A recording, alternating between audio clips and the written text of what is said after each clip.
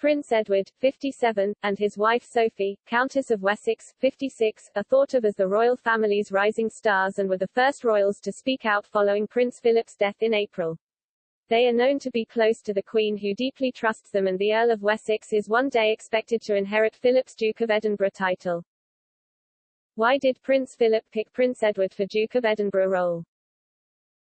Edward is the Queen and Philip's youngest son and has only been a working royal since 2002.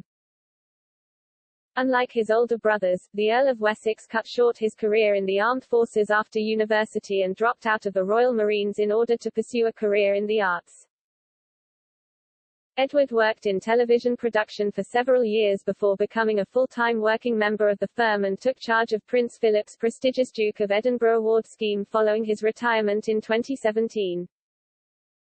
Another key difference between Edward and his older brothers is the title he received upon his wedding to Sophie Wessex in 1991. Rather than being made a duke, he became the Earl of Wessex, a lower-ranking peerage he reportedly asked the Queen for, because of his admiration for the Wessex character in the blockbuster film Shakespeare in Love. An earldom is a lower-ranking peerage than a dukedom, and at the time of Edward's marriage, Buckingham Palace released a statement seeming to confirm he would one day inherit Philip's title. The palace said at the time, the Queen, the Duke of Edinburgh and the Prince of Wales have also agreed that the Prince Edward should be given the Dukedom of Edinburgh in due course when the present title held now by Prince Philip eventually reverts to the Crown. In the months following Philip's death, Sophie and Edward gave a string of exclusive interviews and touched on their future as the Duke and Duchess of Edinburgh. The Countess described the moment Philip asked Edward to take on the iconic role during an interview with The Telegraph. Sophie said, "We sat there slightly stunned. He literally came straight in and said, 'Right. I'd like it very much if you would consider that.'"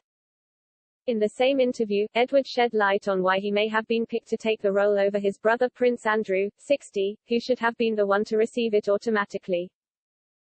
According to Edward, Philip's decision was a matter of timing rather than favoritism. The Earl explained, "It's a very bittersweet role to take on because the only way the title can come to me is after both my parents have actually passed away.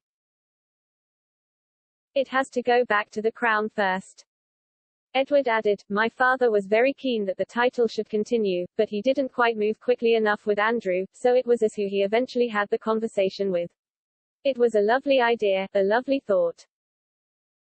Edward will only become the Duke of Edinburgh once his brother Prince Charles, 72, is king, and despite his burgeoning role within the monarchy, doubt has been cast over whether he will take the title at all.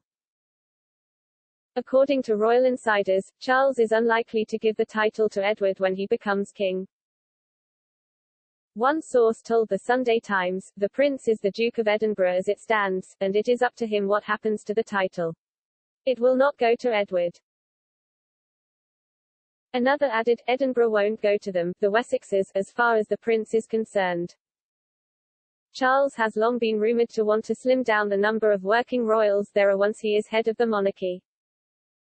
Whether or not he goes ahead with the cost-saving measure remains to be seen, but it could affect his siblings' position within the firm in future.